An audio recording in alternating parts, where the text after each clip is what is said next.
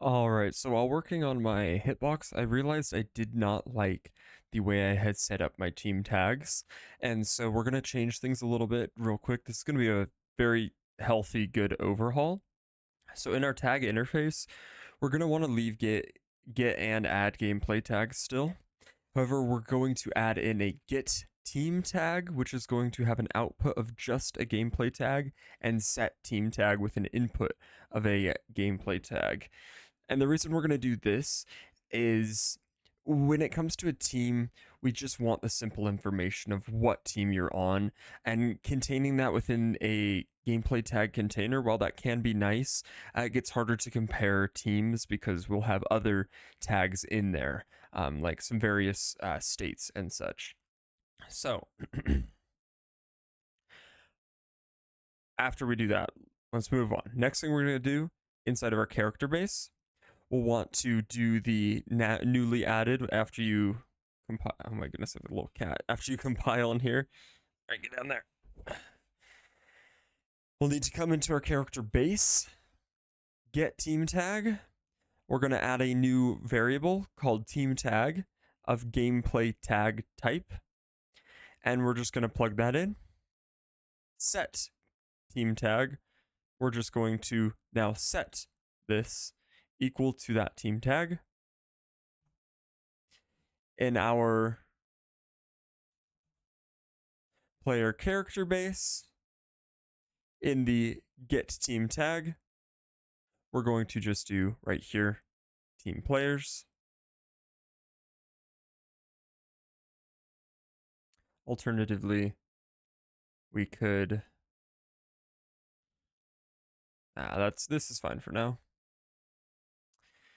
Then we're going to want to make sure we remove the team players from our get gameplay tags.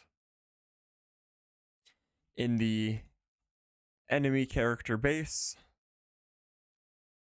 get team tag, team enemies, get gameplay tags, remove that.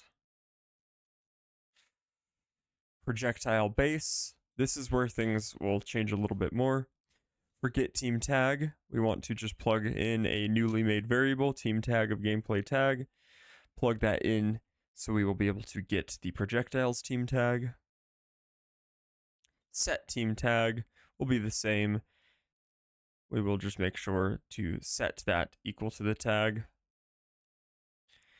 This is why it became a lot better. So previously, the checks were a little bit convoluted and I never really did like them. But you know, nothing helps coding like some time and just testing around with different things. So we can get rid of all of this.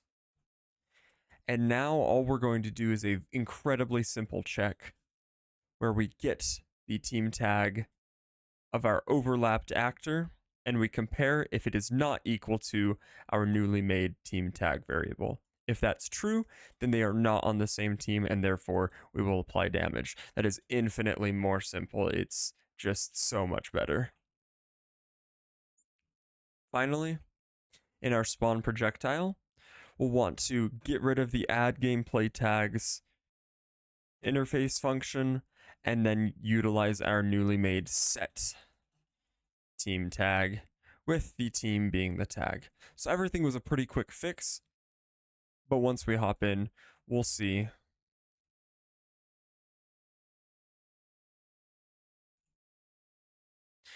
Sorry, the AI is still based off of the other tag. We'll see that we can still apply damage off of our projectiles, and they can apply damage to us without applying damage to their team.